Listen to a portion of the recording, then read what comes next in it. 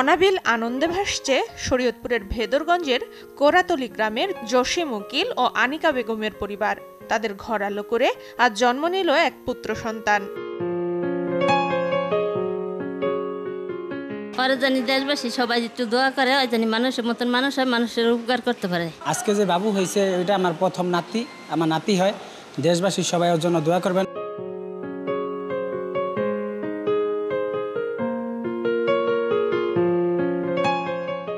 নবজাতক ও তার পরিবারকে শুভকামনা।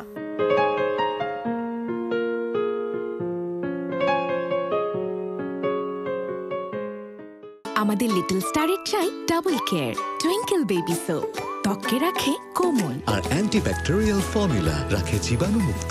শুরুটা হোক যত্নে।